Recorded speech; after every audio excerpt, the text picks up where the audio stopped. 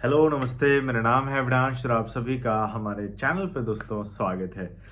बहुत सारे लोग जब मैं लाइव आता हूँ तो बहुत सारे लोग ये सवाल करते रहते हैं कि आपने लल्लन टॉप क्यों छोड़ा, क्यों छोड़ा? बहुत सारे ऐसे सवाल आए हैं दरअसल में। जो जनता लल्लन टॉप से जो जो लल्लन टॉप के व्यूवर्स थे, उन्होंने मुझे देखा होगा लाइव में कई दफ़ा, या फिर चैनल पे देखा होगा, या फिर जो फेसबुक पे लोग हमसे जुड़े हुए हैं उन्होंने देखा कि भाई आप the Lallan top, India today के इतने बड़े संस्थान को आप छोड़कर जो है आप क्यों आए? सबके मन में यही सवाल था, क्योंकि अच्छी खासी नौकरी थी, पैसे ठीक-ठाक थे और कौन नहीं चाहता है कि लल्लन टॉप में काम करे।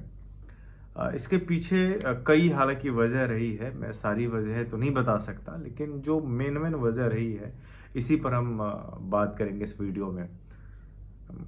ऐसी सबसे पहली प्रॉब्लम ये मेरे लिए ये थी कि मैं मानसिक रूप से थोड़ा-सा वीक हो गया था। मतलब मैं परेशान काफ़ी ज़्यादा था और कुछ निजी ज़िंदगी में मेरी कुछ निजी चीज़ें चल रही थी, जो मैं बता नहीं सकता पर्सनल लाइफ़ को लेकर। उसकी वजह से मैं काफ़ी ज़्यादा डिप्रेस्ड हो गया था, एंग्ज़ायटी इश्यूज़ काफ़ी ज़्यादा हुए। परेशान रहने लगा और मुझे लगने लगा कि जो काम मैं अभी कर रहा हूँ, क्या मैं उसमें बेस्ट अपना दे पा रहा हूँ? तो जवाब आया कि नहीं दे पा रहा हूँ, है ना? तो मुझे लगा कि यार ब्रेक लेना बहुत ज़्यादा ज़रूरी है। दूसरी बात ये थी कि जितने पैसे मुझे मिल रहे थे, हालाँकि लोगों के लिहाज़ से काफ़ी ज़्यादा ही था, मतलब, है ना? मतलब ठीक-ठाक सैलरी थी मेरी वहाँ पे, जिससे एक अच्छा एलआईसी वाला जो जीवन होता है ना, वो आप बिता सकते हो। मतलब ठीक-ठाक थी। तो इतनी सैलरी पे कोई दरअसल छोड़ता नहीं है। बावजूद इसके मुझे वो कम लगने लगा। मुझे लगने लगा कि यार मैं 26-27 साल का हूँ इस समय, और अगर मैंने अभी रिस्क नहीं लिया, क्योंकि पैसे की मुझे हमेशा ये रहा है कि कम ही लगता रहा है मुझे। नहीं, और कमाने हैं, और कमाने हैं, और कमाने हैं। तो मैंने सोचा कि यार सैलरी पे तो ज़िंदगी नहीं काटी जा सकती। अगर काटनी है तो फिर तो मैं मशीन बन जाऊँगा यहाँ पे, है ना? आइए, डेस्क पर लिखिए, 2-4 लाइव कर लिए, 8 घंटा 9 घंटा पूरा करके आप निकल जाओ। हालाँकि लर्निंग टॉप में 8-9 घंटा नहीं होता है, 8-9 घंटा से ज़्यादा ही हो जाता है काम करते-करते। उसका उसका कोई मुझे फ़र्क नहीं पड़ता था उतना, क्योंकि मुझे लगता रहा कि यार जवान हैं हम, तो और मेहनत ज़्यादा करनी चाहिए। तो वो तो कर ही रहे थे। तो मुझे लगा कि यार चलो थोड़ा पैसा कमाया जाए। अब पैसा कैसे कमा सकते हैं? उसके लिए मेरे सामने बहुत रास्ते थे। चूँकि ऑलरेडी पत्रकारिता करते हुए मैंने रेस्टोरेंट वगैरह खोले थे और टैक्सी वगैरह हमारा चल भी रहा था उस दौरान।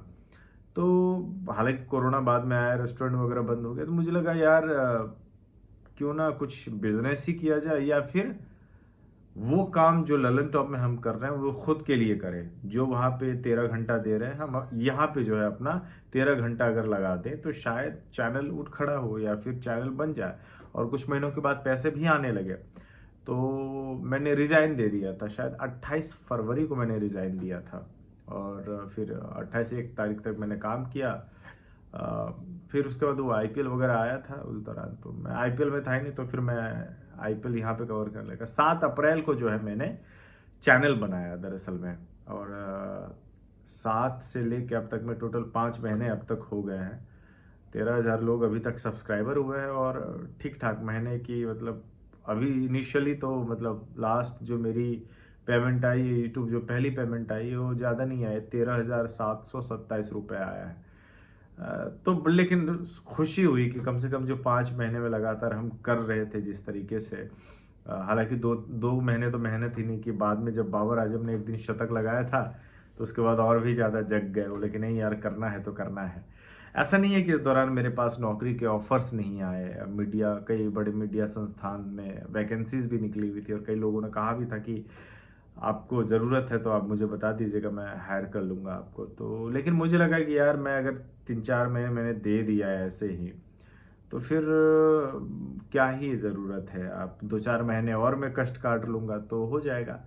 हालाँकि जब मैंने नौकरी छोड़ी तो मेरे पास अकाउंट बैलेंस ज़ीरो था, इवन नेगेटिव में ही था, क्योंकि लगातार कई ईएमआईज़ भी घर के चल रहे थे, लोन वगैरह था, कुछ फ़ोन के भी लोन थे।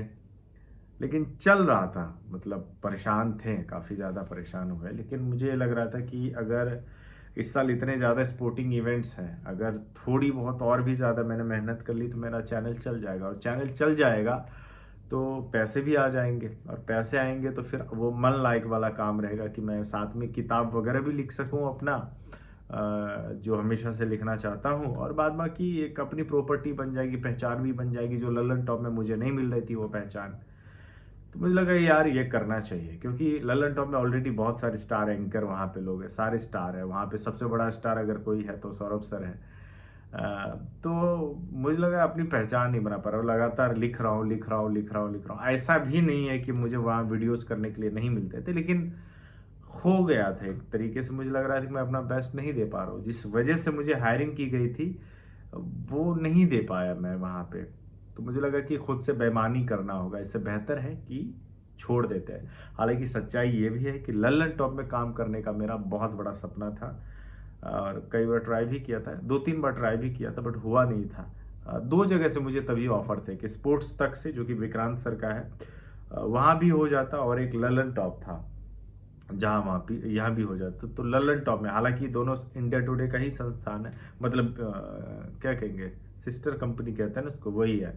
स्पोर्ट्स तक भी इंडिया टुडे का ही है और ललन टॉप भी इंडिया टुडे का है। तो मैंने ललन टॉप में जाना इसलिए चुना क्योंकि सौरभ सर को ज़्यादा पसंद करता था, और सपना भी था मेरा ललन टॉप में काम करें। वहाँ पे रिसर्च वाला काम होता है ज़्यादा, तो क्वालिटी वाला काम होता है।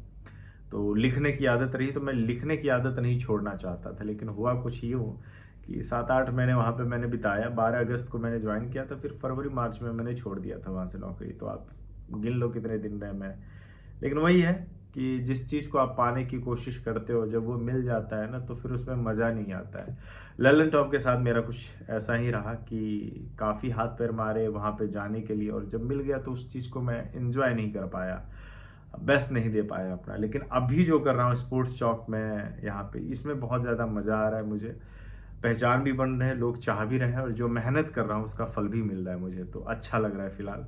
आगे का नहीं पता कि मैं कितना और आगे जा पाऊंगा, लेकिन अगर आगे चल गया तो शायद मुझे लगता है कि मैं कई लोगों को मैं इंस्पायर करके जाऊंगा फिर। धन्यवाद। यही है हमारी कहानी कि मैंने ललन टॉप क्यों छोड़ा। तो आगे से सवाल मत करेगा कि हम ललन टॉप क्यों छोड़े। धन्यवाद। हमारा नाम है अविनाश।